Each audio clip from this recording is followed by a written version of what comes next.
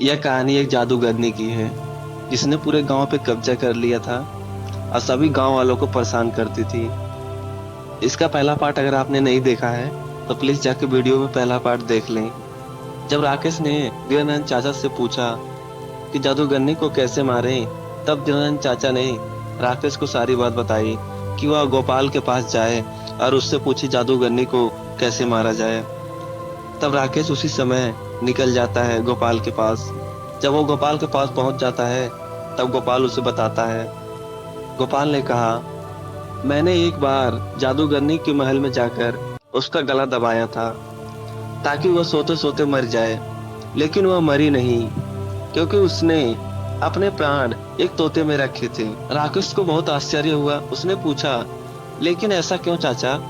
गोपाल ने आगे बताना शुरू किया। बात यह है कि जादूगरनी हमेशा जवान और खूबसूरत बनी रहना चाहती है, लेकिन उसका जादू अपने ऊपर नहीं चलता, इसलिए उसने उस तोते को पाल रखा है, उसे जादू से जवान बना रखा है।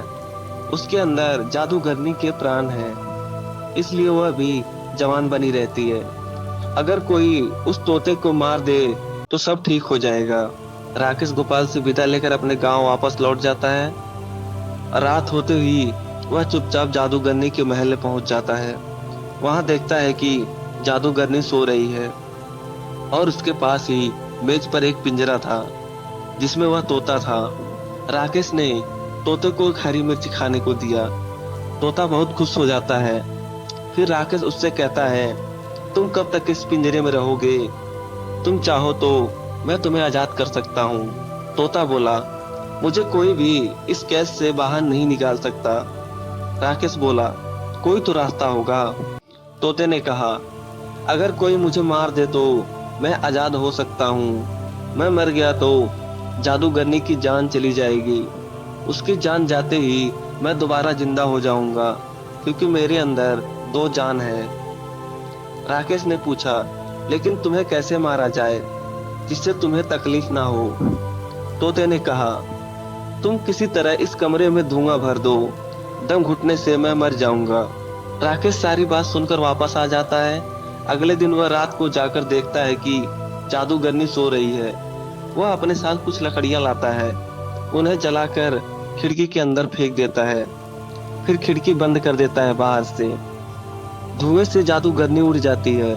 वह पिंजरे को लेकर बाहर की तरफ भागती है, लेकिन राकेश बाहर से दरवाजा बंद कर देता है। कुछ ही देर में तोता मर जाता है। उसके मरते ही जादूगरनी के हाथ से पिंजरा छूट जाता है और वह भी मर जाती है।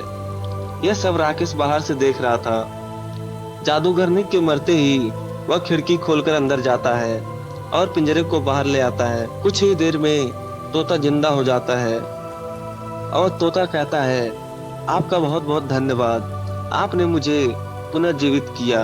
यह एहसान मैं आपका कभी नहीं भूलूंगा।